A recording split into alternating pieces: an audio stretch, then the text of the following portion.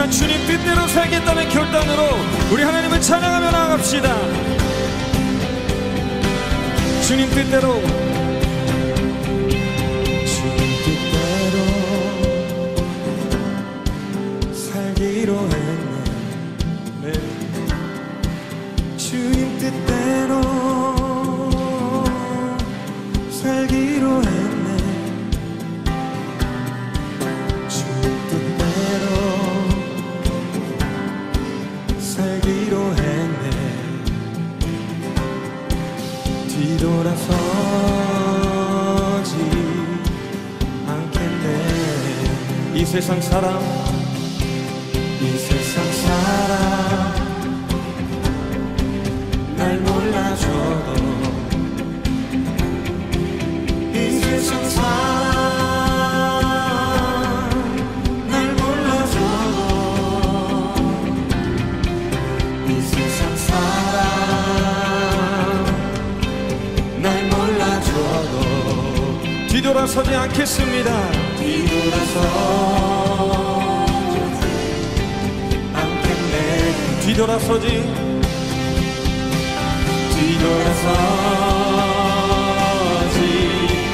않겠네. 어떠한 시련이 와도 수많은 유혹 속에도 진실하신 주님 약속 나 붙들리라. 세상이 이해 못하고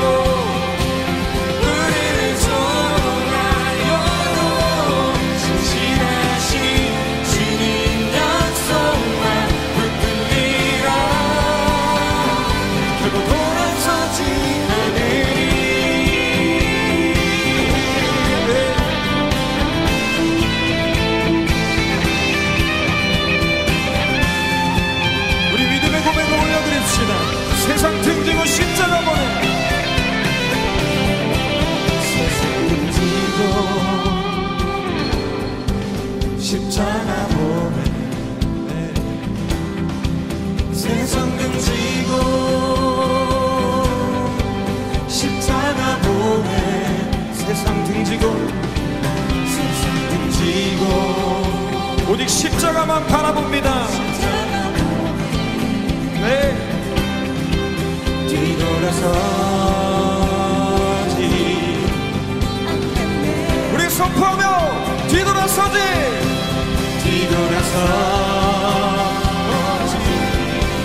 않겠네. 어떠한 시련이 와도 수많은 유혹 속에도 진실하신 주님 약속 나 붙들리라. 세상이 이해 못하고 우리를 조롱하여도 신실하신 주님 약속만 붙들리라. 어떤 시련이 와도 수많은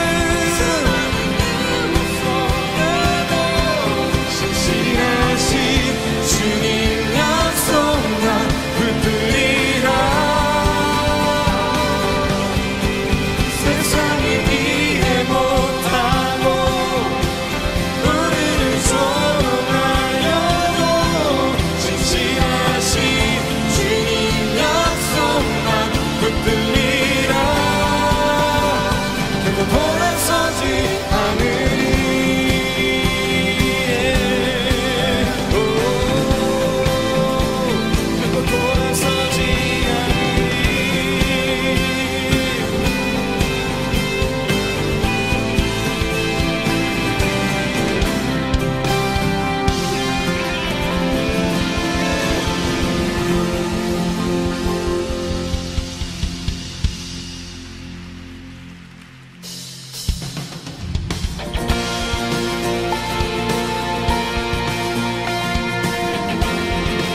찬양하시는 분들은 우리 힘차게 고백하며 나아갑니다.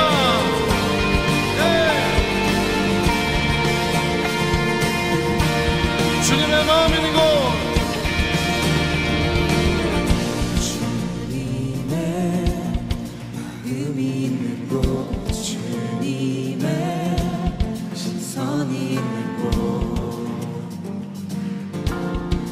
있기 원하네.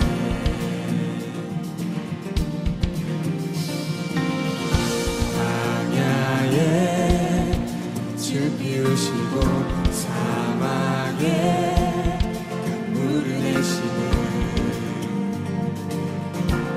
주의 놀라운 손길 마르고 지치는 주의 말씀은 영원하네.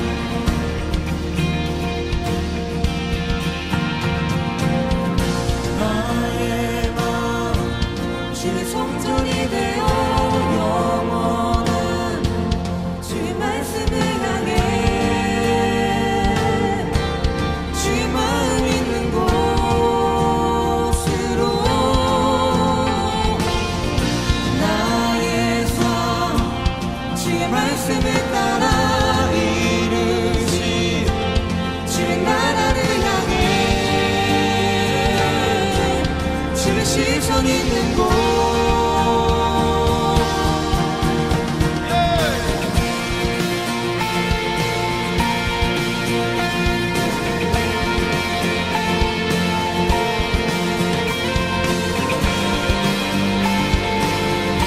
이것이 우리의 고백되기 원합니다. 주님의 마음 있는 곳, 주님의 마음 있는 곳, 주님의 시선 있는 곳, 내가 있기 원하네. 푸른 마르고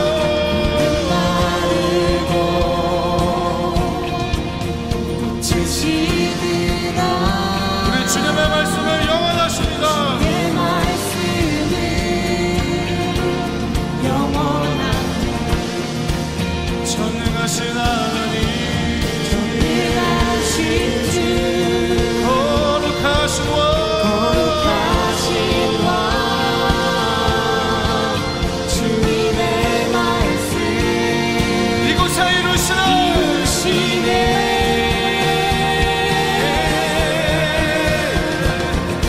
나의 마음 주의 성전이 되어 영원한 주의 말씀을 향해 주의 마음 있는 곳으로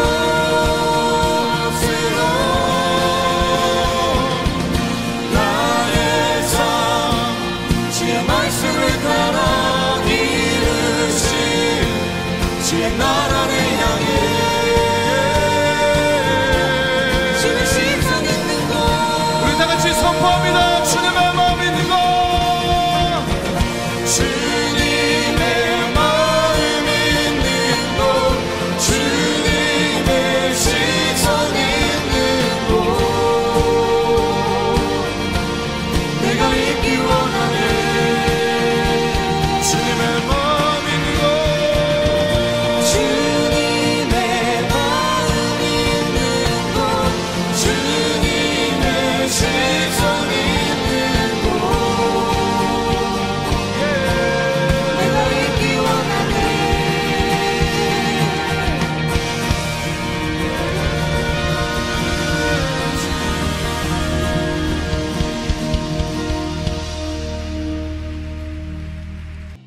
나의 주 나의 하나님, 내가 주님을 사랑합니다.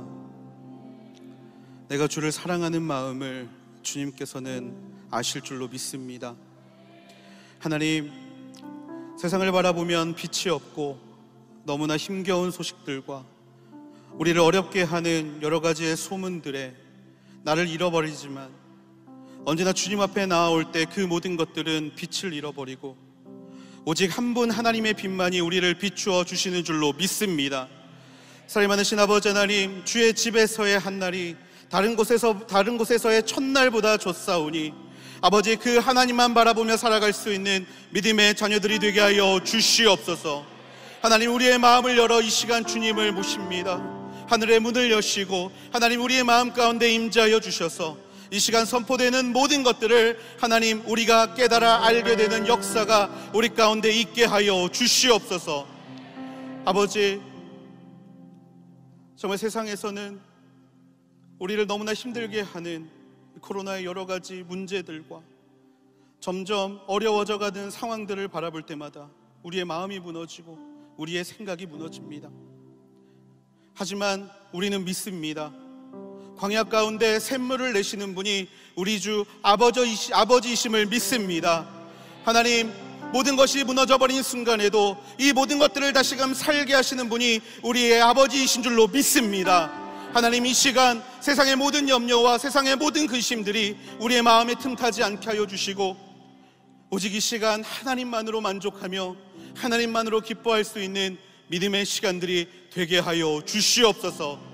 이 시간 우리의 예배를, 모든 예배를 받으실 하나님 앞에 찬양과 영광을 올려드리며 사랑이 많으신 예수님의 이름으로 감사하며 기도드렸습니다. 아멘.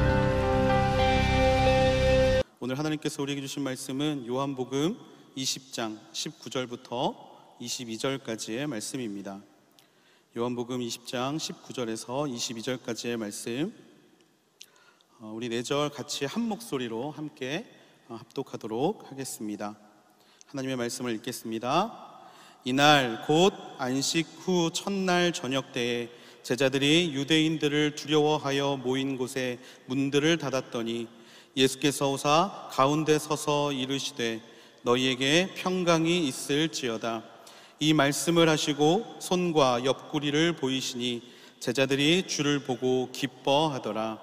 예수께서 또 이르시되 너희에게 평강이 있을지어다.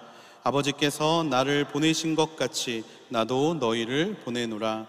이 말씀을 하시고 그들을 향하사 숨을 내쉬며 이르시되 성령을 받으라. 아멘. 한국 선교가 본격적으로 시작된 것은 물론 그전에도 나간 분들이 계셨지만 1980년대에 한국 선교사들이 본격적으로 나가기 시작했습니다. 여기저기 이제 한국 선교사님들이 나오기 시작하는데 그 선교사님들을 보낼 만한 적절한 구조가, 다시 말하면 선교단체가 그 당시에 별로 없었습니다. 그래서 지금 생각하면 좀 이르지만 40대, 한국의 40대 목사님들이 교파를 초월해서 이렇게 한국 선교사님들을 내보낼 수 있는 구조를 좀 만들자, 그렇게 해서 제일 처음에 만드는 이점은 좋은 이름을 다 갖다 쓸 수 있잖아요, 그렇죠? 그래서 한국, 해외, 선교회 이렇게 이름을 붙였습니다. 원래 제일 먼저 쓰는 데가 중앙, 제일 이런 거 다 쓰잖아요, 그렇죠? 서울 중앙, 서울 제일 이렇게 거기 이제 이름 다 쓰고 나면 군 단위로 빠지고 면 단위로 빠지고 또 그 다음에 이제 더 없으면 또 리 단위로 빠지고 그래서 온누리 교회 이런 거 나오고 이렇게. 아무튼 그때 한국 해외 선교회라는 이름을 독점해서 쓰기 시작했습니다. 그때 한국 해외 선교회를 설립한 40대 목사님들은 하용조 목사님, 옥하는 목사님, 두 분은 이미 소천하셨고 은퇴하신 홍정길 목사님, 그리고 조금 늦게 합류하신 이동원 목사님, 이런 분들이 다 교단은 다르지만 함께 한국 선교사들을 보내기 위해서 이 단체를 만들었습니다. 지금은 이제 그분들이 다 소천하시고 은퇴하시고 이제 그 다음 세대가 이어받는데 가만히 보니까 지금 설립자 교회에서 지금 2대 목사님이 이사를 하는 분은 우리 이재훈 목사님밖에 없는 것 같습니다. 그래서 오늘의 교회와 저희 선교회가 긴밀한 연결을 가지고 있습니다. 길게 설명할 수는 없고, 그래서 선교에 대해서 오늘 말씀을 듣는데, 선교에 대해서 여러 가지 소식들, 이제 앞으로 코로나에 걸린 선교사님들도 좀 인터뷰하고 이렇게 자꾸 선교 현장 이야기를, 여러분이 지금 집회를 잘 못하니까, 그래서 그렇게 좀 정보를 원하시는 분들은 카카오톡에서 GMF를 치신 다음에 채널 추가를 하시고 온누리 이렇게 써가지고 보내시면 10명을 제가 뽑아서 책을 집으로 우송해 드리도록 하겠습니다. 빨리 전화를 찾으셔가지고 채널 추가를 하셔가지고. 지금 광고 시간이에요. 혹시 지금 전화가 없다, 또 지금 이 동영상을 실시간이 아니라 후에 보게 됐다, 그런 분들은 온누리라고 치시고 약간 감동적인 글을 이렇게 짧게 쓰시면, 예를 들어서 강사님 너무 잘생겼어요, 강사님 너무 젊어 보여요, 50대 같아요, 이렇게 하면 그런 거짓말은 안 되고요. 하여튼 이렇게 보내시면 10분을 또 추첨해서 한 20분 정도에게 그 선물을 드리도록 하겠습니다. 중간에 설교를 끊지 않기 위해서 광고를 미리 했습니다. 자, 오늘 너희에게 올인한다, 이런 제목으로 여러분과 함께 말씀을 나누려고 하는데요, 우리가 예수님의 제자인 베드로의 입장에서 한번 생각을 해봅시다. 베드로가 가정이 있었잖아요. 가정을 떠났습니다. 또 그가 어부로서 직업이 있었습니다. 직업을 떠났습니다. 그리고 예수님과 함께 별로 고정된 장소가 아닌 계속 돌아다녀야 하는 그런 일로 예수님과 3년을 보냈습니다. 그리고 이제 마지막 날입니다. 그러면 베드로는 예수님께 어떤 말을 기대할까요? 가정을 버리고 직장을 떠나서 예수님과 3년 동안 생활했다면 어떤 격려가 그 3년에 대한 보상이 될 수 있을까요? 예수님께서 이렇게 말씀하셨어요. 네가 내일 새벽에 닭이 울기 전에 3번 나를 부인하리라. 이게 남의 얘기니까 그렇지, 이게 우리였다면 어떻겠습니까? 조금 현대적인, 꼭 맞지는 않지만 조금 해석을 해봅시다. 20대에 결혼을 했습니다.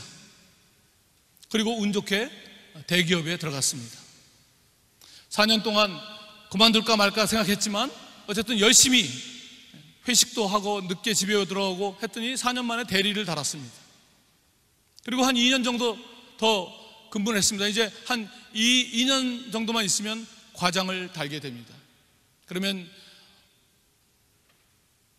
보너스와 봉급 합해서 한 6, 7천만 원 정도 대기업에서 받고, 연초에 성과급 한 대리급 4천만 원 정도 받으면 얼추 1억에서 플러스 마이너스 되는 돈을 받을 수 있습니다. 그쯤에 중대한 결단을 합니다. 내가 이렇게 끝까지 직장생활 할 게 아니라 한번 내가 해보고 싶었던 것을 해봐야 되겠다. 그래서 배우자의 허락을 구해서 혼자 외국에 가서 한 1년 내지 2년 석사 공부를 새로운 분야로 하고 돌아와서 어렵게 취직을 하는데, 경력을 인정해 주지 않으니까 신입사원으로 들어가게 됩니다. 괜찮아요. 왜? 내가 하고 싶은 분야를 하니까. 근데 보통은 먼저 대기업에서는 한 수습 시간을 3개월 정도 줬는데, 여기는 새로운 분야이긴 한데 그렇게 대기업 같은 데가 아니다 보니까 그래도 한 1년, 길어봐야 2년 정도 계약직을 줘야 되는데 3년을 계약직을 줍니다.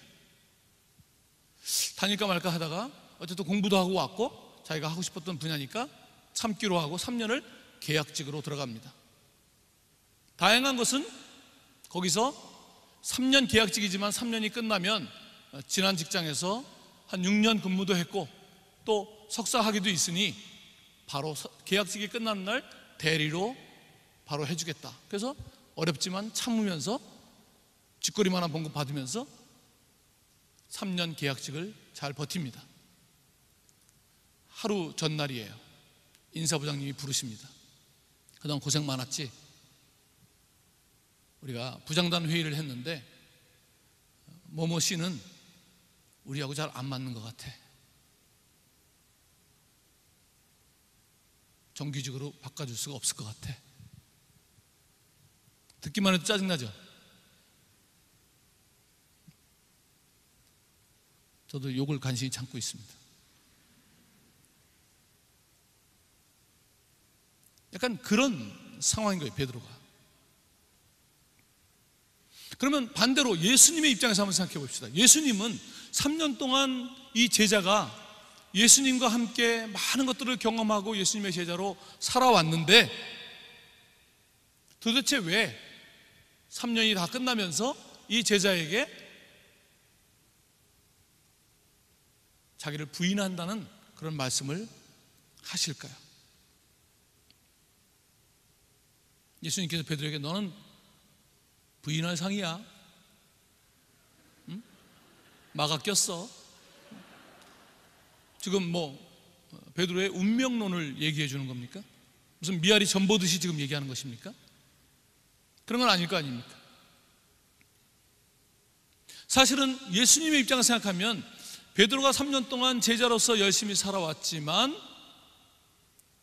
예수님을 부인하는 상황을 맞이하면서까지 바뀌어야 할 무엇이 있었던 거죠. 그게 없었다면 굳이 베드로가 이런 상황을 맞이할 필요는 없었을 것입니다.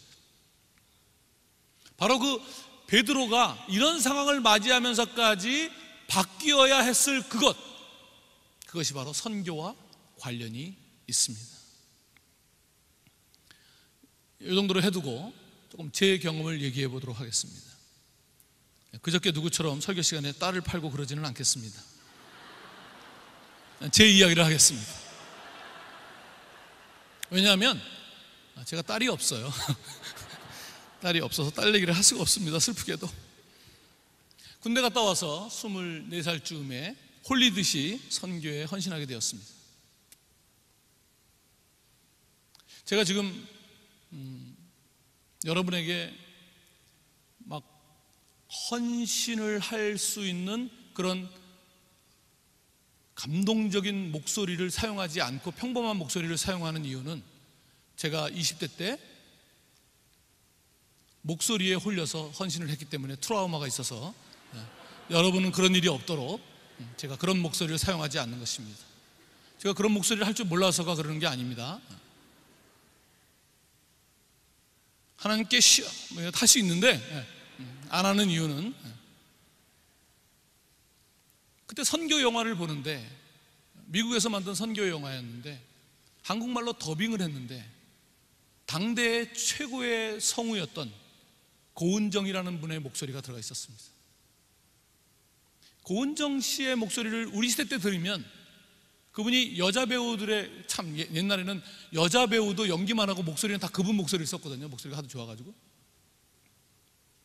헌신을 안 하기가 어려운 목소리입니다. 그래서 그 영화 보는 내내 제가 제 마음을 꼭 붙들었습니다. 절대 헌신하면 안 돼. 그리고 꼭 붙들었는데 끝에쯤 가서 이분이 결장타를 날리셨습니다. 그분은 흉내를 낼 수도 없는 아주 너무 감동적인 목소리인데 그분이 하나님 고국에 계신 분들의 마음을 움직여 주십시오. 너무나 많은 사람들이 기다리고 있습니다. 어서 와 주세요. 그런데 그냥 제가 손을 들어버렸어요. 절대 그런 목소리를 안 쓰려고 그럽니다. 걱정하지 마세요. 그래서 물론 제가 그런 목소리를 안 쓴다고 해서 여러분도 좀 협조를 해야 돼요. 제가 그런 목소리를 안 쓰겠지만 성령님이 역사하실 그런 목소리를 안 쓰겠지만 여러분도 마음을 잘 닫으셔야 돼요. 여러분 잘 버텼잖아요, 그렇죠? 오늘만 잘 넘기면 이제 오늘만 물론 내일이 남아 있긴 해요, 그렇죠? 내일 핵폭탄 담임 목사님 남아 있는데 그래서 여러분이 기도 많이 하셔야 돼요. 잘못하면 이번 집회 때 선교에 헌신하는 수가 있어. 그러니까 기도로 많이 준비하시고 내일 마음을 열지 않도록 기도로 많이 준비하셔야 돼요. 기도 안 하면 선교사가 될 수 있어요. 혹시 큰일 납니다. 물론 그러다가 나도 모르게 그냥 마음을 열어버렸다, 선교에 헌신했다, 요즘 말로 오히려 좋아. 오히려 좋은 면이 있어요. 그러니까 뭐 마음을 닫아서 선교사가 안 되면 안 돼서 좋고 뭐 되면 또 오히려 좋고 다 좋은 거니까 너무 염려는 안 하셔도 되는데 어쨌든 그래서 선교에 이제 그렇게 하나님의 목소리를 듣고 헌신해야 되는데 고은정 씨 목소리에 헌신을 해가지고 이제 인생이 좀 꼬인 것 같습니다. 그리고 이제 신학 공부와 여러 가지 준비를 하고 나서 31살에 드디어 선교사가 되었습니다. 그리고 마침내 선교사로서의 저는 이제 성경 번역 선교사니까 성경 번역에 관한 그런 좀 수준 있는 그런 훈련을 받고 첫 선교지인 아프가니스탄을 들어갈 때가 34살이었습니다. 24살에 선교 헌신하고 선교지인 아프가니스탄에 갈 때까지 꼭 10년 정도가 걸렸습니다. 10년 동안 선교를 준비하면서 쉬운 생활은 아니었지만 그때마다 하나님께서 두려워 말라, 열면 닫을 자가 없고 밟는 곳마다 다 주겠다, 이런 하나님 특유의 그 꼬실 때 쓰는 그런 말로 계속 저를 격려를 해주셔가지고 관둘까 하다가도 그런 말씀을 드리면 역시 하나님은 살아계셔 이러면서 계속 진행을 했습니다. 그리고 이제 파키스탄을, 그 당시에는 이제 아프가니스탄까지 가는 비행기가 없었어요. 그래서 파키스탄까지 가서 거기에서 이제 차를 타고 알렉산더가 넘었다는 그 힌두쿠시 산맥의 하이버 패스라는 곳을 꾸불꾸불, 한쪽은 낭떠러지기, 이렇게 보면 어질어질한 그런 길을 꾸불꾸불 차를 타고 아프가니스탄을 넘으면서 아프가니스탄아, 이제 너는 끝났다, 내가 간다, 주님이 함께 가신다 라는 자신감으로 충만해 있었습니다. 그런데 그렇게 들어가는 아프가니스탄에서 전혀 예상치 못한 상황을 맞이하게 됩니다. 더 정확히 말하면 그동안 알지 못했던, 그동안 내가 경험했던 하나님이 아니라 전혀 경험해 보지 못한 하나님을 만나게 됩니다. 그동안은 늘 격려해 주시고 늘 친절하셨던 하나님께서 얼굴을 바꿔가지고 이상한 하나님으로 제게 나타나기 시작했습니다. 아프가니스탄의 상황은 95년도에 아프가니스탄을 갔는데 그 당시에 너무 열악했습니다. 나름 저도 열악했던 시절에 백령도에서 군생활을 했기 때문에 자신이 있었는데 이제 혼자가 아니라 어린 두 아들, 아내와 함께 갔기 때문에 혼자 버티는 문제가 아니었습니다. 우선 납치를 조심했어야 합니다. 당시 상황이 한국 사람은 저희뿐이고 저희가 사는 도시에 아이는 우리 아이 둘과 미국 아이 둘 4명만 있었습니다. 외국인 아이가 4명뿐이었습니다. 아내는 물론 아이들도 집 밖에 나가서 노는 것이 허락되지 않았습니다. 결국 6개월 만에 8살이었던 큰아이를 이웃나라인 파키스탄의 기숙사 학교에 보내야만 하는 결정을 하게 되었습니다. 전화와 우편이 안 되는 상황에서 3개월에 한 번 아이를 직접 보러 가는 것 외에는 아이와 전혀 연락이 닿지 않았습니다. 아프가니스탄에 우리가 들어간 지 9개월 만에 정권이 바뀌었습니다. 여러분이 잘 아는 탈리반이라는 정권이 나라를 잡으면서 완전히 나라가 바뀌어 버렸습니다. 저는 성경 번역이라는 사역을 위해서 그렇게 20대 때 헌신하고 그렇게 10년을 준비하면서 왔는데 성경 번역이라는 사역을 할 수 있는 상황이 아니었습니다. 막다른 상황에서 이제 제가 준비했던 사역은 할 수 없는 그런 상황에서 할 수 없이 맡게 된 사역이 뭐였냐면 전쟁으로 인해서 많은 난민들이 주변 광야에 모여들었고 그들에게 특히 난민들 중에서 영양실조 걸린 아이들이 있는 집에 엄마들이 계란을 먹고 젖이 돌아서 영양실조 걸린 아이들을 젖을 먹일 수 있도록 닭을 나누어주고 키우게 하는 그런 일이었습니다. 현지인과 짝이 되어서 축산을 전공한 현지인 친구가 닭에게 백신 주사를 놓을 때 참 백신이란 말을 그때 들었는데 요즘처럼 이렇게 백신이란 말을 많이 듣게 될지 몰랐습니다. 그때 백신이 뭔지도 모르고 그 축산 전공한 친구가 백신을 닭에게 놓을 때 닭이 움직이지 못하게 닭날개를 꼭 붙들어 주는 것이 저의 역할이었습니다. 10년 선교를 준비하고 닭날개를 붙드는 사역을 하게 되었습니다. 열면 닫을 자가 없다, 두려워 말라, 밟는 곳마다 다 주겠다 라고 꼬시던 하나님이 생각났습니다. 조금 속되게 표현하면 하나님께서 이를 드러내시며 흐흐 속았지 라고 하시는 것 같았습니다. 장기하라는 가수가 부른 노래 중에 아무것도 없잖아 라고 하는 노래가 있습니다. 혹시 아시는지 모르겠죠.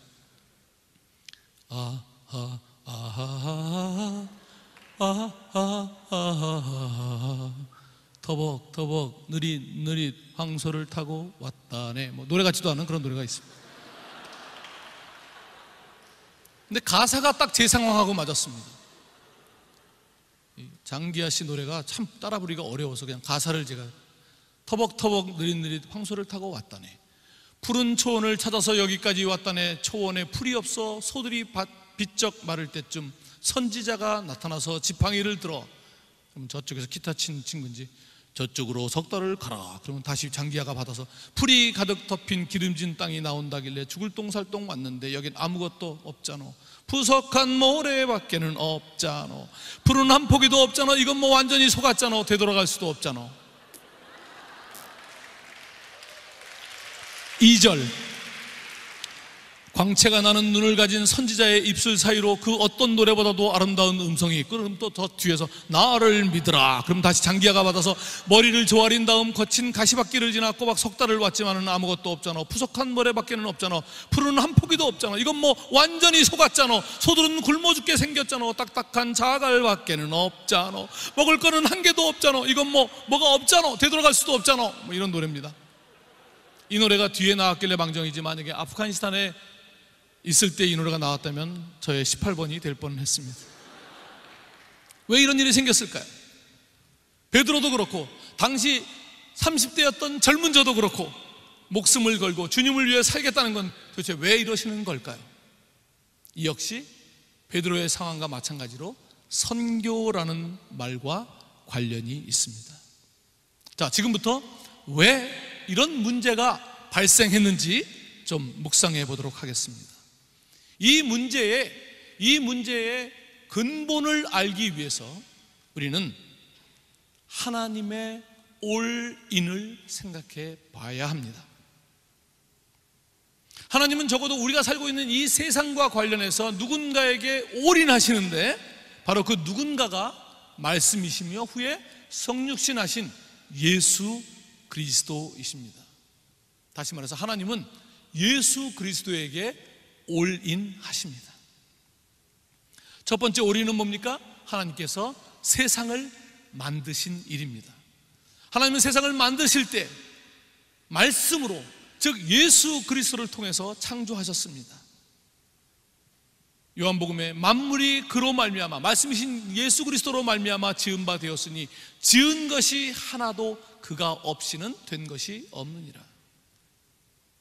그가 없이는 된 것이 없느니라. 하나님은 창조에 있어서 예수 그리스도에게 올인하신 것이죠. 왜 그랬습니까?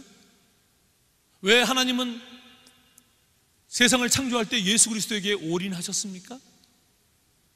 어제 박지범 선교사님이 말씀하신 핵심 내용이 바로 그겁니다. 그런 얘기는 안 했지만 요한복음 1장 1절에 태초에 말씀이 계셨고, 즉 예수 그리스도가 계셨고, 그 말씀이 하나님과 함께 계셨고, 그래도 설명이 안 되니까 그분이 곧 하나님이시니라. 아버지와 아들이 완벽한 하나이신 관계, 조금 더 확장하면 성부, 성자, 성령이 완벽한 관계를 이루시는 그 상태에서 하나님께서는 이 아름다운 관계를 확장시키기 위해서 자신의 형상대로 우리를 지으셔서 그 아름다운 교제를 확장하고 나누기를 원하시는 것이죠. 그래서 가장 관계에 있어서 완벽한 그 아들이신 예수 그리스도, 말씀이신 그리스도를 통해서 이 세상을 창조하심으로써 그 창조의 목적은 결국 우리와 하나가 되고 우리와 교제하고 사랑을 나누는 관계를 갖기 위해서 하나님은 우리를, 세상을 창조하신 것이죠. 어제 말씀을 한번 생각해 보세요. 박지범 선교사님이 쓰신 몇 가지 그 비유들, 십자가와 부활이 목적이 아니라, 십자가와 부활이 중요하지 않다는 것이 아니라 그것이 다리여서 다리를 건너서 가야 할 곳이 있다. 선교는 십자가와 부활에서 출발하는 것이 아니라 선교는 그렇게 해서 가야 할, 하나님께서 우리를 원래 만드실 때 목적하신 거기까지 회복하는 것이 선교여야 한다, 그런 메시지인 거죠. 그런데 하나님은 얼마나 기대를 하셨겠어요. 우리를 자기의 형상대로 만드시고 보시기에 좋았더라, 뭐가 좋은 겁니까? 내가 만들었는데 너무 잘 나왔어. 너무 멋지게 나왔어. 그런 관상용으로 좋은 것이 아니라 우리와 앞으로 맺을 관계를 포함해서 좋아하시는 것이죠. 사실 에덴 동산은 완벽한 것이 아닙니다. 에덴 동산은 죄가 없는 것이지만 이제 시작입니다. 하나님은 아담과 하와를 만나서 하늘 진리를 알려주시고 생명에 속한 것을 알려주시고 점차로 그들이 하나님을 아는 지식에 이르고 신의 성품에 참여하는 자가 되고, 그래서 본래 목적하신 성삼위 하나님과 진리를 아는 것에 있어서도 영원한 생명을 갖는 것에 있어서도 하나가 되는 데까지 이르기를 바라시면서 시작하신 것이죠. 그런데 세상에 타락이 옵니다. 영혼의 미술관이라는 책이 있는데 알랭드 보통이라는 사람이 그 영혼의 미술관이라는 책에서 이런 예화를 듭니다. 만일 아름다움이라는 것을 진심으로 이해하는 로봇을 만드는 프로젝트가 있다고 한다면, 아름다움, 진심으로 아름다움을 이해하는 로봇을 만드는 프로젝트가 있다면, 만약에 우리가 그 과학자들이라면 우리는 그 로봇이, 그 아름다움을 진심으로 이해하는 그 로봇을 만들기 위해서는 우리는 그 로봇이 인생을 증오하고 혼란과 좌절을 느끼고 고통을 겪는 동시에 그럴 필요가 없기를 희망하도록 아주 잔인한 조건을 부여해야만 합니다. 이해하십니까? 아름다움만 이해하는 로봇을 만드는데 아름다움이라는 것만 아는 로봇을 만든다면 그는 진심으로 아름다움을 아는 것이 아닌 것이죠. 정반대의 것을 알고 거기에 머무르지 않고 거기서 벗어나 그 반대를 향하는 마음을 가질 때 진심으로 아름다움을, 로봇도 그러할진데 이 말을 하나님께 역으로 적용한다면, 참 웃기는 거죠. 그 알랭드 보통이 쓴 말이 너무나 부족한 말인데 우리가 언어가 너무 딸리기 때문에 그 말을 빌려서 하나님을 이해하려고 하는 것이에요. 그러니까 이 부족한 언어로 하나님을 온전히 표현해내신 예수 그리스도야말로 진정 말씀이신 거죠. 언어이신 거죠. 아무튼 우리 인간이 최고의 진리와 사랑을 진심 이해하는 하나님의 형상을 닮은 신의 성품을 가진 자가 되도록 하기 위해서 그런 하나님의 형상을 닮은 사람을 만들려고 한다면 어떤 조건을 부여해야 합니까? 하나님은 자유의지를, 막장까지 갈 수 있는 그 자유의지를 우리에게 주셔야 하는 거죠. 왜냐하면 막장까지 가는 길이 제한되어 있다면 진리를 온전히 아는 길도 제한이 있을 테니까, 끝이 없는 진리와 사랑을 이해하려면 끝이 없는 타락의 가능성이 있어야 가능하다는 것입니다. 그래서 하나님 우리에게 자유의지를 주신 것입니다. 그 자유의지는 막장까지 갈 수 있는 가능성도 있지만 목적은 끝이 없는, 다함이 없는 사랑과 진리를 이해하도록 우리를 로봇으로 만들지 않고 사람으로 만드신 것입니다.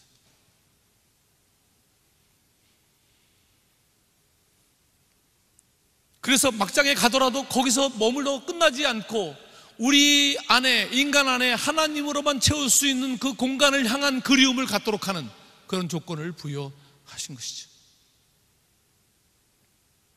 그래서 사람으로 말미암아 세상이 죄된 세상이 되었을 때 하나님은 바로 이 세상을 구원을 위해서 첫 번째 올인이 창조였다면 이제 하나님은 두 번째 올인을 하시게 되는데, 이 세상의 구원을 위해서 다시 말씀이신 예수 그리스도에게 올인하시고 그를 세상에 보내시는 것이죠. 하나님이 세상을 이처럼 사랑하사 독생자를 주셨으니, 그 말은 너무 자주 들어서 간단한 말 같지만 하나님은 세상의 구원을 위해서 예수 그리스도에게 올인하셨다는 말씀이십니다. 그런데 만일 예수님께서 아버지의 뜻대로 아버지가 올인하셔서 세상에 오셨지만, 만일 예수님이 자신의 일을 한다든지 아버지의 일을 하긴 하는데 99%만 한다든지, 그러면 올인하신 아버지께서는 실패하시게 되는 거죠. 감사하게도 우리가 아는 대로 예수님은 세상에 오셔서 온전히 아버지의 뜻을 이루셨습니다. 나의 양식은 나를 보내신 이의 뜻을 행하며 그의 일을 온전히 이루는 이것이니라. 나를 보내신 이의 뜻은 내게 주신 자 중에 내가 하나도 잃어버리지 아니하고 마지막 날에 다시 살리는 이것이니라. 자, 아버지의 올인은 성공하셨습니다. 그 성공은 아버지가 올인했던 그 아들이, 그 예수 그리스도가 아버지의 뜻을 온전히 이루었기 때문입니다. 다시 한번 정리합니다. 아버지는 이 세상을 창조함에 있어 아들에게 올인하셨고 그 첫 번째 올인은 성공했고 이미 끝났습니다. 그리고 두 번째, 아버지는 죄에 물든 아버지의 창조 목적에서 벗어나 버린 세상, 특히 자신의 형상대로 지음받은 우리 인간을 구원하기 위해서 다시 독생자 예수 그리스도에게 올인하십니다. 예수님은 세상에서 그 뜻을 온전히 이루심으로, 십자가를 지시고 부활하심으로 그 일을 이루셨습니다. 완성하셨습니다. 첫 번째 올인과 두 번째 아버지의 올인은 다 아들의 순종으로 성공을 했습니다. 자, 이제 아버지가 아들에게 세 번째이자 마지막 올인이 남아 있습니다. 그것은 바로 세상을 재창조하는 일입니다. 하나님께서 아들에게 올인하신 세 번째는 세상을 재창조하는 일입니다. 이 재창조의 일에도 아버지는 아들에게 올인하셨습니다. 그런데 문제는 이 세 번째 올인은 궁극적으로는 성삼위 하나님께서 하시는 일이긴 하지만 앞에 두 개의 올인과는 약간의 차이가 있습니다. 우리 편에서 볼 때 약간의 차이가 있습니다. 그것은 바로 이 세 번째 아버지의 올인에는 그 올인하신 예수 그리스도, 그 아들의 올인도 포함이 된다는 것입니다.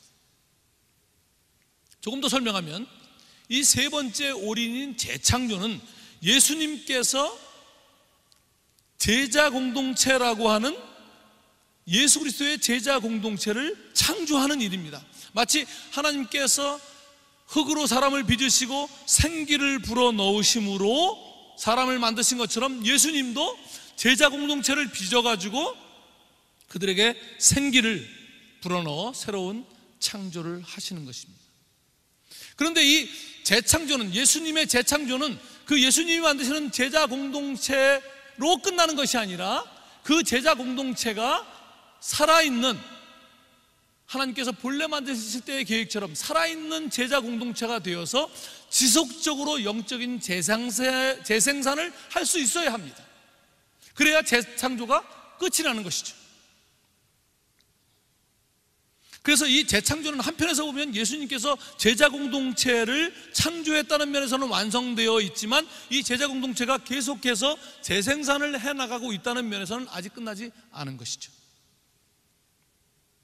그러니까 예수님은 세 번째 올인에서 바로 이 제자들이 마치 예수님께서 아버지의 뜻을 알고 그것을 온전히 이루었듯이 예수님의 뜻을 제자들이 온전히 알고 그것을 지속해 나갈 수 있는 그런 살아있는 제자 공동체를 창조하는 것이 목적입니다. 이 예수님의 뜻을 온전히 알아서 그것을 지속해 나가는 것을 다른 말로 선교라고 부르는 것이죠. 그러니까 제자 공동체는 다른 말로 선교 공동체입니다. 주님께서 제자들에게 이렇게 말씀하십니다. 아버지께서 나를 보내신 것 같이 나도 너희를 보내노라. 오늘 우리가 하는 말씀대로 번역한다면 아버지께서 내게 올인하신 것처럼 무엇을 위해서? 창조하시고 타락한 세상을 구원하여 재창조를 하기 위해서 올인하신 것처럼 아버지께서 나에게 올인하신 것처럼 나도 너희들에게, 제자인 너희들에게 올인한다. 좀 더 신학적으로 말하면 아버지께서 성령 안에서 내게 올인하신 것처럼 나도 성령 안에서 너희에게 올인한다. 예수님께서 세상에 오실 때 성령이 임하시고 십자가에서 돌아가실 때 영이 떠나신 것처럼 아버지께서 성령 안에서 아들에게 올인하신 것처럼 이제 이 아들은 성령 안에서 제자들에게 올인하시는 것이죠. 그래서 제자들에게 보혜사 성령을 보내시는 것입니다. 방언하라고 성령을 보내는 것이 아니라 이 올인한 공동체가 지속적으로 그 일을 하도록 성령을 보내시는 것입니다. 그런 의미에서 성령은 선교적 성령이신 것이죠. 아버지의 첫 번째 올인과 두 번째 올인은 우리의 참여가 필요한 것은 아니었습니다. 그런데 이 재창조 중에서 이 세 번째 올인, 이 재창조 중에서 예수님이 하셔야 하는 부분, 즉 첫 번째 공동체를 창조하는 그 부분, 그래서 그들이 이해하고 지속적으로 다음 세대에게 이 재창조를 해나가는 것,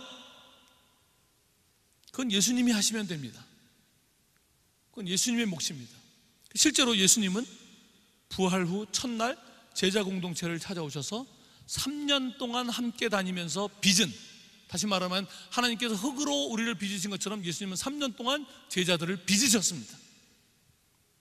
그 제자 공동체에게 이제 숨을 내쉬며 이르시되 성령을 받으라 하심으로 새로운 창조를 하셨습니다. 오늘 본문 말씀이죠. 제가 다시 한번 봉독해 볼게요. 이제 좀 이해가 될 것입니다. 이날, 그러니까 예수님이 부활하신 그날입니다.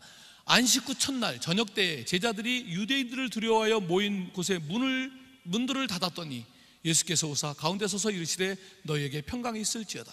부활하시고 첫날 주님께서 이 제자 공동체를 찾아오신 거예요. 왜냐하면 3년 동안 이제 빚었지만 이게 이제 흙이야, 흙. 아직도 이 말씀을 하시고 손과 옆구리를 보이시니 제자들이 주를 보고 기뻐하더라. 예수께서 또 이르시되 너희에게 평강이 있을지어다. 아버지께서 나를 보내신 것 같이 나도 너희를 보내노라. 다른 말로 아버지께서 올인하셨던 것처럼 나도 이제 너희들에게 올인한다. 그리고 나서 22절에 이 말씀을 하시고 그들을 향하사 숨을 내쉬며 이르시되 성령을 받으라. 제자들을, 3년 동안 빚은 제자들을 재창조를 하신 것이죠. 하나님께서 흙으로 빚은 후에 생기를 불어넣어 사람을 만들었듯이 예수님은 이 제자 공동체에게 창조 때와 똑같이 요한이 그 단어와 이 단어와 같은 단어를 사용하고 있습니다. 다른 곳에서 쓰지 않는 이 특별한 단어를 예수님께서 제자 공동체에게, 하나님께서 사람을 지으시고 숨을 불어넣을 때 그 같은 단어를 요한이 요한복음에서 사용합니다. 제자 공동체가 살아있는 재창조의 공동체가 된 것이죠. 그러니까 바로 이 사건 전에, 십자가와 부활 사건 전에 예수님께서 아직 이 제자 공동체라는 흙을 빚고 있을 때를 생각해 보면 3년 동안 제자들을 계속해서 훈련시키시고 함께 다니면서 제자 공동체를 세우신 그 주님은 이제 십자가를 앞두고 자신이 이루신 그 아버지의 뜻이 제자들을 통해서 계속해서 끝날까지 지속돼야 되는 것을 생각하시면서 이제 이 제자들에게 올인하셔야 되는데, 그래서 그들을 세상에 보내실 예정인데, 그러려면 자기들의 뜻이 아니라 예수 그리스도처럼 아버지의 뜻을 이해하고 아버지의 뜻을 이루는 자들이, 제자들도 자기들의 뜻이 아니라 예수님의 뜻을, 아버지의 뜻을 이루는 자들이 되어야 하는데, 그 올인의 방해가 되는 한 가지가 뭐냐면 제자들이 아버지의 뜻, 주님의 뜻에 대한 온전한 이해가 아니라 여전히 자신의 뜻을 붙들고 있었다는 것이죠. 하나님의 뜻이 세상에 이루어지는 이 바로 첫 걸음을 시작하기 위해서 예루살렘에서 시작해서 모든 족속에게 전파될 것이 기록된 이 일이 이루어지기 위해서 꼭 필요한 것은 자신의 열정, 자신의 계획이 아니라 주님을 바르게 아는 것입니다. 그런데 베드로와 제자들은 예수님을 믿지만 그 예수님을 자신의 민족인 이스라엘을 회복하실 분, 이스라엘의 메시아로 믿고 열정을 다했습니다. 말하자면 예수님께서 무엇을 하시려는가를 정확히 알기보다는 그것이 물론 아무리 민족을 위한 것이긴 하지만 여전히 자신들의 목적을 이루기 위한 수단 정도로 생각했다는 것입니다.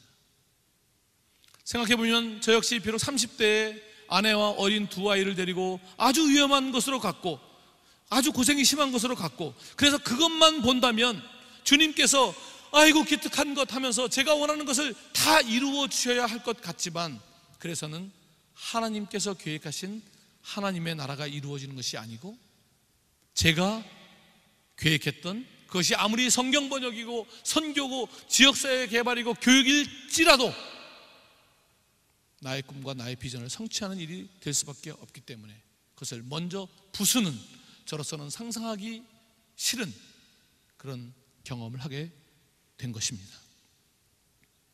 그래서 베드로에게는 닭이 울기 전에 3번 내가 나를 부인하리라 라고 하는 상황이 그래서 필요했고, 저에게는 내가 닭의 날개를 붙들리라 라고 하는 상황이 필요했던 거죠.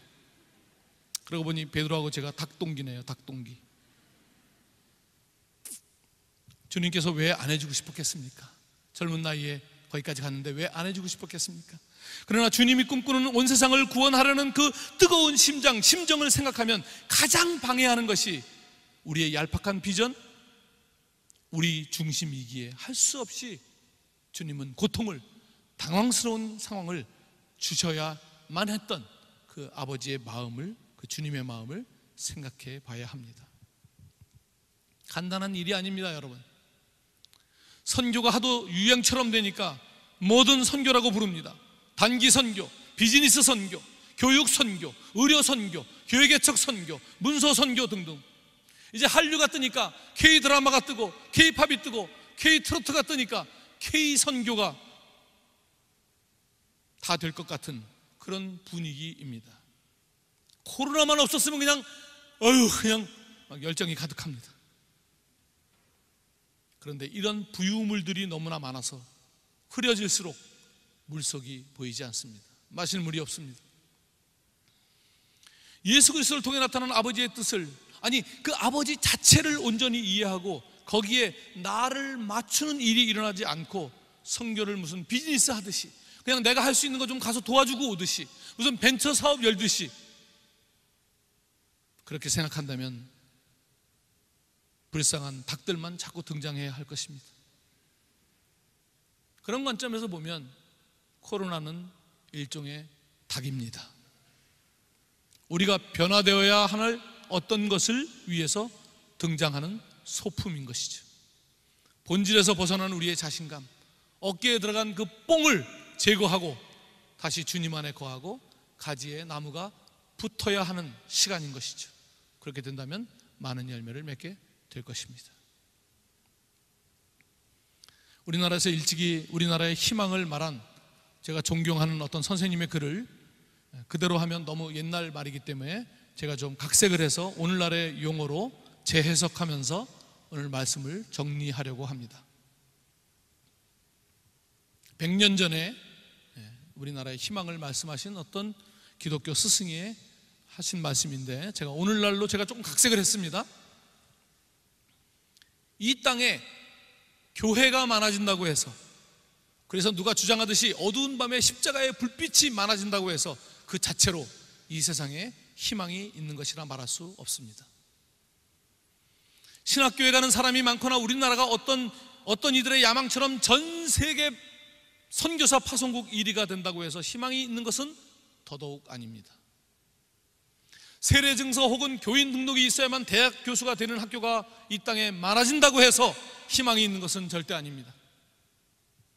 희망은 오직 진실한 사람, 하나님의 뜻을 온전히 아는 사람, 그런 사람들이, 특히 여러분과 같이 젊은 세대에서 그런 사람들이 나와야 가능합니다.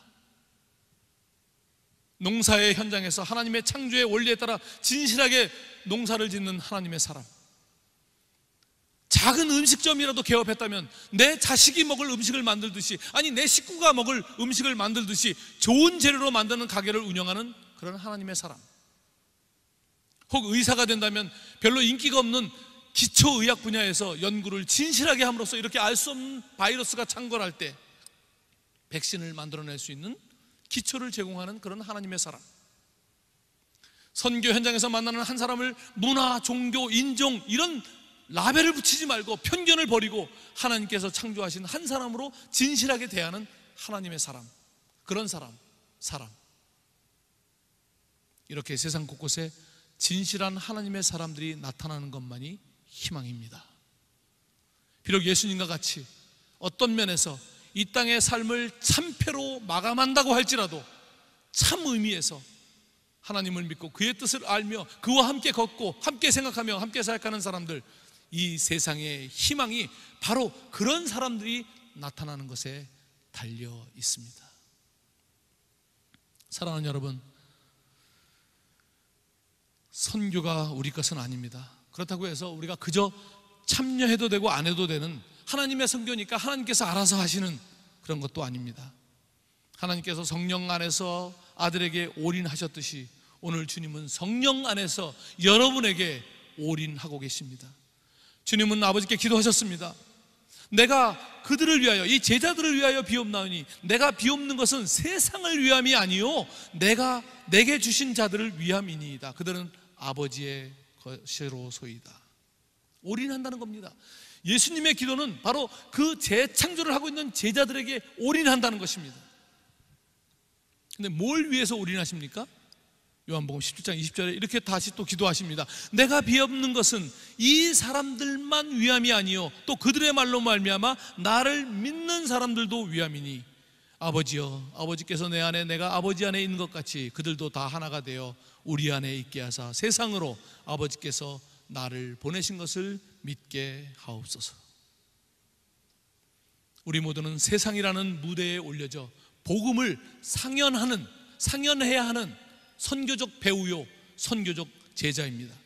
선교적 제자라고 하는 것은 물론 자신이 서 있는 자리에서 복음을 구현하는 것이 가장 우선이지만 그것으로 끝나는 것이 아닙니다. 여러분, 온 세상 복음의 관점에서 너무나 불공정한 그런 세상의 공정함을 만들고 공의를 세우는 가장 시급한 일을 감당해야 되는 것이죠.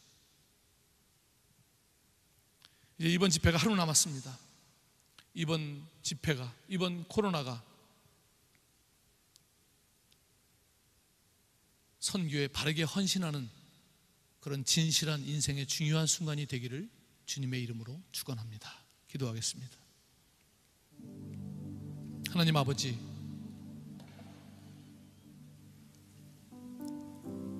아버지께서 예수 그리스도에게 올인하셨습니다.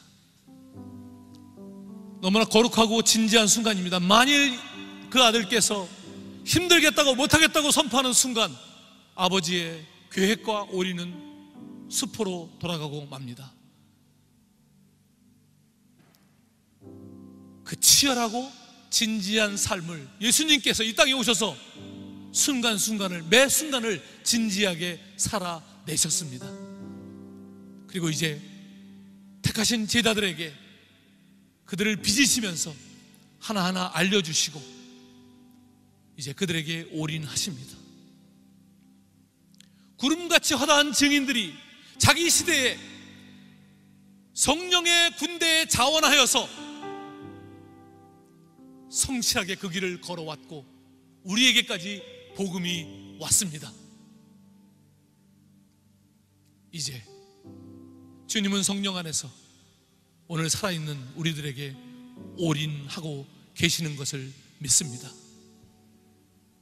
이 진지함, 이 순간순간을 치열하게 살아야 하는, 그것이 정규직이든 비정규직이든 백수이든 학생이든 어떤 자리든 매 순간순간이 우리에게 치열하고 진지해야 함을 하나님께서 성령을 통해서 우리에게 올인하셨기에 우리의 몸짓 하나하나가 세상이라고 하는 무대에 올려진 복음의 공연이기에 성령 하나님 우리와 함께하여 주시고 우리 가운데 임재하여 주옵소서.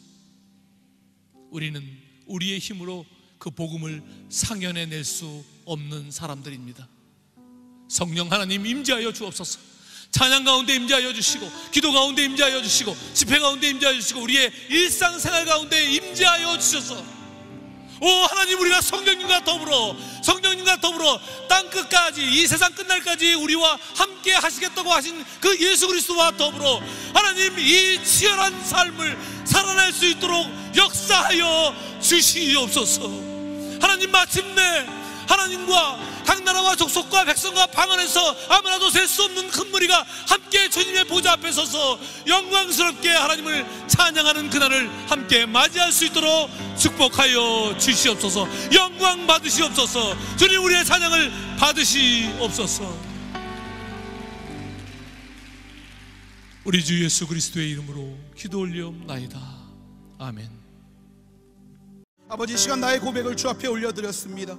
아버지, 이 시간 올려드린 이 고백이 아버지의 한순간에 감정에 치우친 고백이 되지 않게 하여 주시고, 나의 평생 가운데 나를 이끌어 가실 그 하나님을 향한 신뢰를 담은 믿음의 고백들이 되게 하여 주시옵소서. 우리의 모든 기도를 받아주시고 우리의 모든 영광을 받아주시며, 아버지, 우리의 주인 되어주시는 그 하나님께 우리의 목소리 높여서 우리의 고백을 올려드리는 하나님의 자녀들이 되게 하여 주시옵소서. 하나님, 언제나 나를 붙잡아 주시고 실족하지 않게 하시며 바른 길로 이끌어 가실 그 하나님을 기대하고 소망합니다. 지금은 우리 구주 예수 그리스도의 은혜와 하나님 아버지의 무한하신 사랑하심과 성령님의 감화 감동 교통하심이 이 시대를 살아가면서 하나님을 향한 진심을 담아 서 있는 모든 자리에서 하나님을 증거하는 자로 살겠다 결단하는 믿음의 모든 성도들의 머리 위에, 뿐만 아니라 앞으로 나를 이끌어 가실 그 모든 걸음들 가운데서도 동일하게 하나님을 신뢰하며 모든 어려움들을 하나님과 함께 이겨내기로 결단한 믿음의 모든 성도들의 마음 가운데, 가정 가운데 이제로부터 영원토록 함께 계시기를 간절히 축원하옵나이다. 아멘.